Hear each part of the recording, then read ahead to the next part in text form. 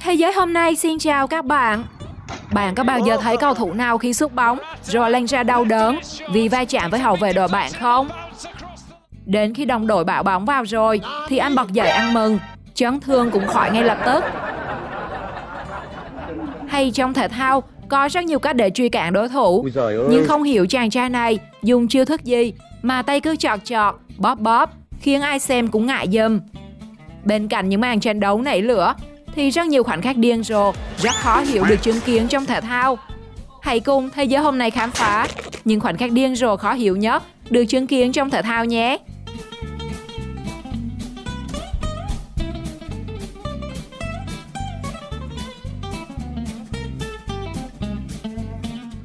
Người thành công luôn có lối đi riêng. Đang dẫn đầu, vận động viên xe đạp bóng bẻ lái sang một hướng ngoài đường đua. Không biết cố tình hay vô ý, nhưng có lẽ pha tạo nét này của anh sẽ được truyền đi trong thời gian dài.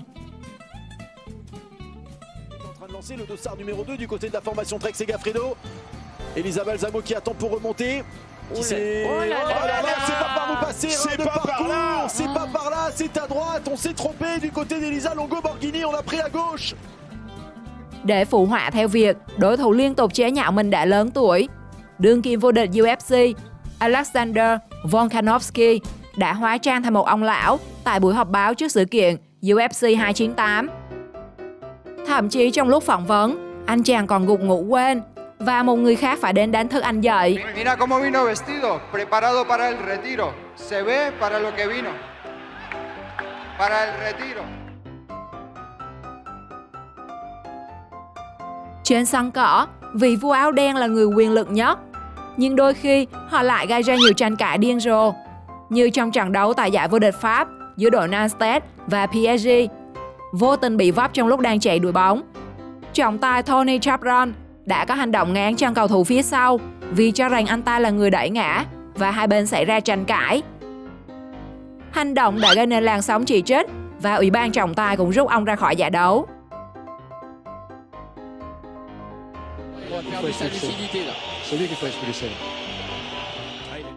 Còn gì muối mặt hơn khi khoảnh khắc ăn mừng lỗi đến mức dập mông của mình lại bị quay cận cảnh thế này.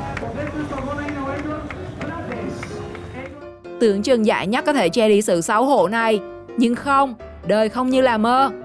Rõ ràng chạm vạch trước dàn người phía sau, nhưng anh chàng Eduard Preis lại không biết tay đua. Aaron Gates đã bỏ xa anh ta và về đích trước đó rất lâu.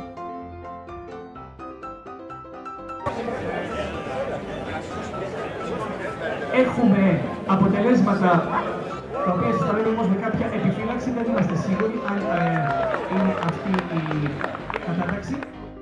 Đam mê trở thành dancer mà cha mẹ cứ ép thành cầu thủ, và đây là màn thể hiện đặc sắc của hai dancer.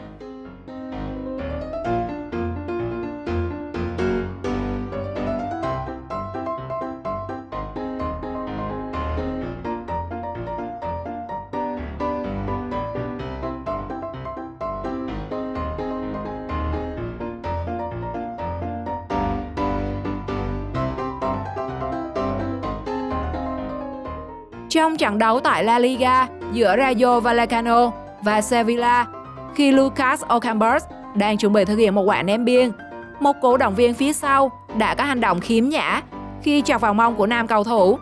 Điều này đã khiến cổ động viên trẻ tuổi của Rayo Vallecano đối mặt với mức phạt 6.000 euro, khoảng 160 triệu đồng, cùng lệnh cấm đến các sân vận động trong vòng 1 năm.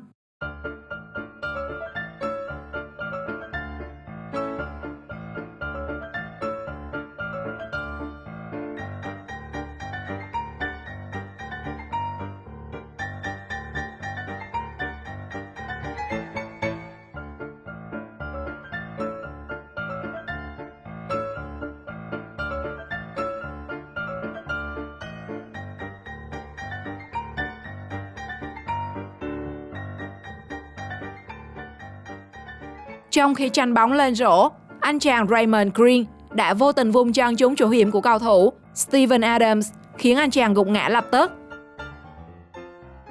Hành động này được xem là không cần thiết và phi thể thao, và nam cầu thủ đã phải chịu hình phạt sau đó. It's the leg, guys. Watch the leg. Oh my Sút vào hơi khó, thôi thì ném luôn cho nhanh. Mình cá anh chàng này trước đây từng chơi bóng ném, chứ không thể nào xử lý pha bóng mượt đến vậy. Ui giời ơi.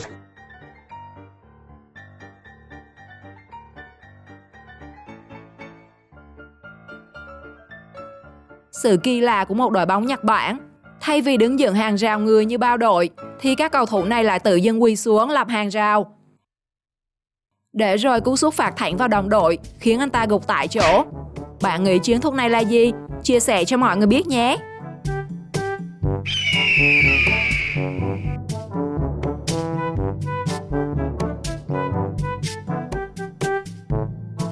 Cứ ngờ khung thành ở Việt Nam kém chất lượng, đụng mạnh là chặt khớp nối. Nào ngờ còn có khung thành yếu hơn thế nữa. Chỉ một cú bổ nhào của cầu thủ, khung thành sát bóng trở thành khung thành rơm. Ngã ra mà không cách nào dừng lại được.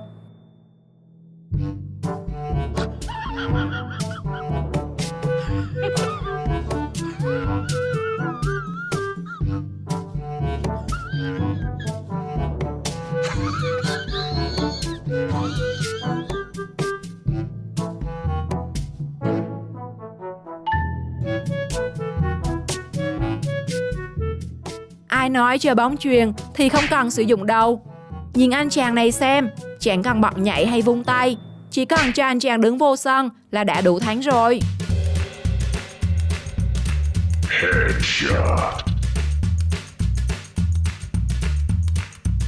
Double kill. Dường như có một thế lực bí ẩn nào đó đã khiến chàng cầu thủ này bay lên và bị đốn ngã. Đối thủ của anh cũng chắc phải hoang mang lắm, nên chỉ biết cười chứ đá đấm như tầm này.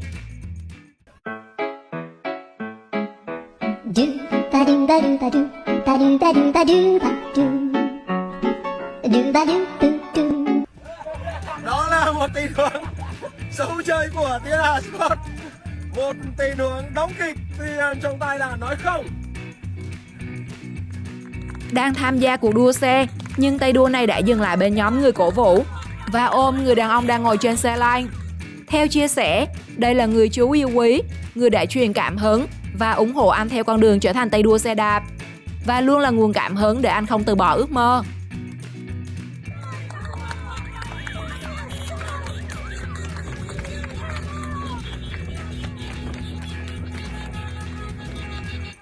"30 chưa phải là Tết", quá tự tin vào cú ném 3 điểm của mình. Anh chàng này còn chẳng thèm nhìn mà đã tỏ ý ăn mừng. Nhưng cái kế phải ôm đầu chạy về bởi quả bóng chật lót ra ngoài.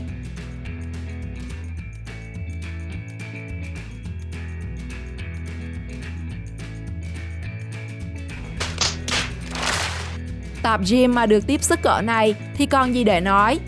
Tinh thần cứ phải hưng phấn thì mới thể dục thể thao, nâng cao sức khỏe lên được.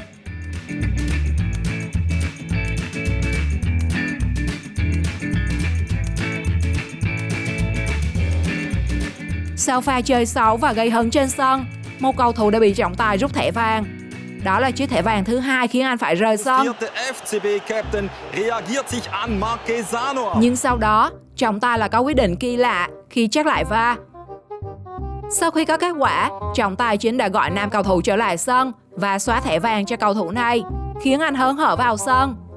Tuy nhiên, cảnh tượng cảm động nhanh chóng chuyển sang cảm lạnh khi anh trực tiếp nhận luôn thẻ đỏ từ vị trọng tài, khiến anh lại đành phải quay vào khán đài lần 2. Sự bức bối này có lẽ còn hơn cả Trôn Việt Nam. Dann ist diese Partie mit dem unwürdigen Ende vorbei. Heiko Vogel und der FC Basel erleiden einen Rückschlag. Lần đầu ra sân làm thủ môn, nhưng tổ độ không kịp cản, quả bóng như có mắt, dù né cỡ nào cũng phải bay ập vào người mới được.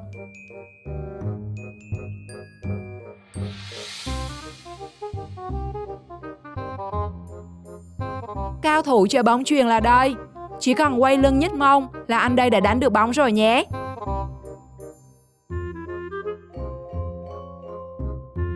Ở diễn biến khác, anh chàng này còn điên rồ hơn. Mông anh ta như gắn lò xo đàn hồi, bóng vừa chạm đã nảy lên rất cao. Công nghệ va vào check xem có gian lận không nhé. Trong khi đồng đội thể hiện sức dài vai rộng, thì cầu thủ này lại trông có vẻ ẻo lả quá các bạn à. Có lẽ nào là hội chị em? Không biết đàn ấy đã được lên tuyển bằng cách nào đây? Ui giời ơi. Lâu lâu mới được cho ra đá chính thể hiện. Ấy vậy mà chả hiểu banh bóng kiểu gì. Đá mãi vẫn không trúng banh. Đã vậy còn bị cướp mất. Tôi năm nay hơn 70 tuổi mà tôi chưa gặp cái trường hợp nào mà nó như thế này cả.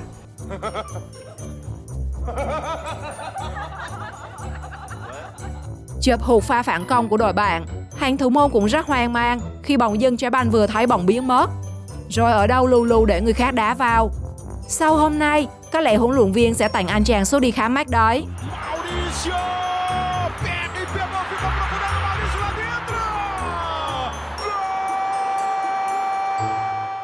Không nên tập gym khi người có cùng là đây. Người ta thì dùng dây chuyên dụng để tập, còn cô nàng này thì lại lấy. Thôi chán chả buồn nói các bạn ạ.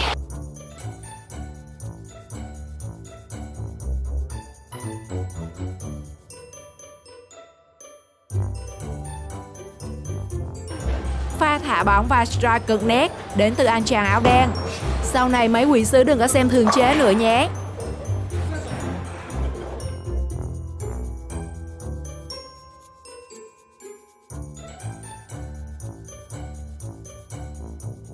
Bạn nghĩ sao về những khoảnh khắc này?